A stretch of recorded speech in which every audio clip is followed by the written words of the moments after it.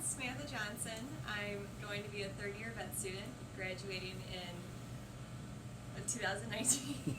And when I grow up, I want to be a zoo veterinarian or wildlife veterinarian. Wonderful. Samantha, can you give us a little bit of a tour around the lab and tell us what you're doing this summer? Okay, so we have a lot of freezers in here for storing our samples. So this is the minus 80. It's huge and has a lot of samples in there from several years ago too. What kind of samples? Well, let's see. So there's whole blood, there's swabs, there's DNA extracted from swabs and whole blood. There's also tissue samples and a lot of coronavirus too. All right. Okay, so take us around the lab and show us what you've been doing while we've not been in the field. Because everybody's heard about your field work for the most part, but this is the lab work. All right, where do you want to start? These are our safety hoods. We do DNA extraction in them and other things, cell culture work that needs to be contained within an environment. Over here we do some of the preliminary work for DNA extraction. Like what? Like washing the samples Okay. and lacing Okay. the tissue. All or right. the swabs. And then we have some of our supplies over here. So over in this corner we have our Epidorf tubes, which we place a lot of our samples in, including some of our plasma and then our swabs and tissue samples as well. And then over here we have more supplies. And then this is our fun little chart that I made to understand the code for all the turtle samples that when we were inventorying the freezer. So we have a Has very, that been quite confusing for you this year? since it's been written down, it hasn't been. Okay. But before that, when we were trying to decipher things that didn't have dates on them, then yes, it was. But as you can see, it's all very organized. Do you find the stuff that you get to do in this room just as exciting as going into the field? Absolutely, this is where the magic happens.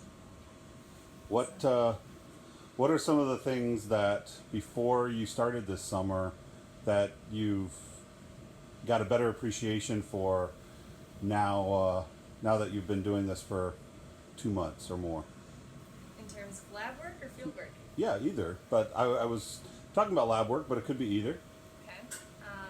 Starting with field work, I'm kind of clumsy, so definitely got a better footing with hiking this summer and walking around in heavy boots. Lab work, I hadn't really done DNA extraction before, so it's kind of cool to be able to see what we could get out of the samples that we collect from the animals in the field. And what do we use that DNA for if we extract it? We test it against several diseases that are found in turtles and reptiles in general. We looked at herpes virus, adenovirus, and rhinovirus, and mycoplasma. Do you have any special projects this summer that you're working on? Actually, I'm trying to detect if there is mycoplasma in alligator snapping turtle species. So in a wild species currently. So how can that help conservation if we know that there's mycoplasma or not mycoplasma? Well, they're an endangered species, so it would give us an idea if this is something that could be having an impact on their population, and we could potentially try and prevent it, possibly, and maybe it'll help the population flourish. Okay. All right, we have one more room, right, that we spend a lot of time in, so let's Yes. go on over. Okay, this is our field lab.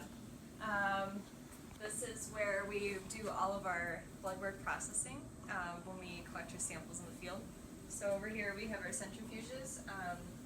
We can run serum separators that have blood in them to collect plasma, and then we can also run our PCV tubes as well, so we can get or hematocrit tubes, so we can get a PCV reading and total solids from those. And what do PCV and total solids tell us? They tell us the number or the percentage of red blood cells, and then the total solids tells us the amount of proteins in the blood. All right, so what else? So over here is our computer where we enter everything into a database. Basically all the findings we collect in the field as well as what we find from the samples. So it goes into a very large database that we can look back on. Over here is kind of where we do our hemocytometer work. So that's how we can count the number of white blood cells in our blood samples. So And what's a hemocytometer look like? that's what I'm looking for. Here's one. So this is very fancy, very expensive little device, and it kind of looks like this. And then each one of these plates has a grid on it, and that's where we can count the white blood cells. So we count it in it's like a 9 square cross section, and we count them in that, and then we have to put we load the sample. Well, first we put our cover slip on top, then we load the sample into the wells on either side. And we don't want to overfill it. And then we look under, so the process for that, it sits in the dye for 10 minutes, and then we load it in the wells, and then it sits for another 10 minutes so the cells can settle, and then we read it under the microscope, and we count how many cells that we can see. So basically we're looking for signs of inflammation or infection based on the number of cells that are in the sample. And then over on this side is usually where we load our hematocrit tubes so we can run our PCV. So they look like this. And then we fill them with clay on the end so that the blood doesn't come out, and then it gets spun in the centrifuge.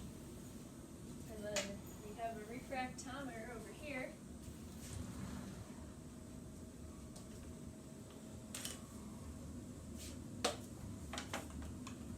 We load the serum part of the hematocrit tube right here, and then we put the lid down, and then we look through the eyepiece and we see where the line is on, there's a scale on the inside, and that tells us what the reading is for the total solids. But you can also use these for other things like measuring specific gravity on a urine sample too. And we also do blood smears. So here's some examples over here. So we do blood smears with the blood we collect, and then we stain them with these 3 stains. And then we look at them under the microscope to evaluate the cells, what they look like. So what's your favorite job coming back from the field in the lab? What do you like the most in the lab? It's hard to say. I've been doing a lot of the plasma this summer, but I kind of like writing small, and you have to be able to write small in the tube, so it's kind of, I don't know, it's organized, which I kind of like. But I like hemocytometers, so they can be frustrating at times if you can't, that was the other thing, your number of cells between the 2 wells has to be within 10% of each other. So it can be frustrating when you have to redo the loading the hemocytometers, but it's kind of cool to know that you're looking at the white blood cells from the sample. So I kind of like that. What's your least favorite job in the lab? Probably writing the data down. So it's not bad when we have a few turtles from the day, but when we had to go back and write down all the data for the 80-something turtles we had in Kachusa, that was kind of difficult. So a lot of numbers and staring at paper and a computer screen. All right. Thanks, Sam. No problem.